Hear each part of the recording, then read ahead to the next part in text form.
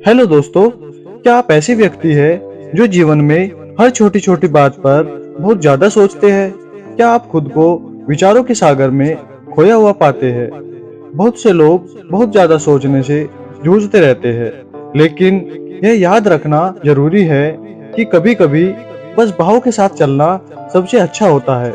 बहुत ज्यादा सोचने से अनावश्यक तनाव और चिंता हो सकती है, जो वर्तमान क्षण में आनंद लेने की हमारी क्षमता में बाधा डालती है। अगर आप भी उन लोगों में से हो जो बहुत ज्यादा सोचते हैं, तो यह कहानी आपके लिए है। एक गांव में एक युवा लड़का रहता था। वह अपनी पुरानी यादों से छुटकारा पाने के लिए संघर्ष कर रहा था। लगातार उन्हें अपने दिमाग में दोहरा रहा था, चाहे किसी ने उसे ठेस पहुंचाने वाली बात कही हो या कोई स्थिति गलत हो गई हो। वह दिन भर उसी पर विचार करता रहता था। उसके विचार अपने भाग्य, ईश्वर के प्रति क्रोध या उन लोगों से बदला लेने के विचारों से भरे हुए थे जिन्होंने उसके साथ अन्याय किया था।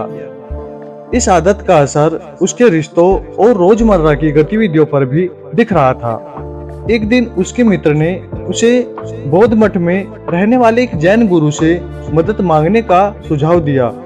उस लड़के ने अपने मित्र की सलाह मानकर जैन गुरु से मिलने का निर्णय किया और जैन गुरु के सामने अपने दिल की बात रखी। जैन गुरु एक शब्द भी कहे बिना मठ में चले गए। जैन गुरु के ऐसे बर्ताव से भ्रमित होकर लड़का तब तक इंतजार करता रहा जब तक जैन मास्टर पानी से भरा गिलास लेकर वापस नहीं आए। जैन मास्टर ने पानी का गिलास लड़के के हाथ में देकर गिलास के वजन का अनुमान लगाने के लिए कहा, जिस पर लड़के ने उत्तर दिया कि यह बहुत हल्का है।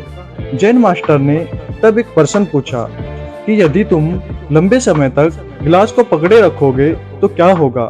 लड़के ने आत्मविश्वास से कहा कि अगर मैं 1 घंटे तक गिलास को इसी स्थिति में पकड़े रखूंगा तो मेरे हाथ में दर्द हो सकता है। फिर जैन गुरु ने कहा, यदि तुम इस गिलास को पूरे दिन पकड़े रखोगे तो क्या होगा?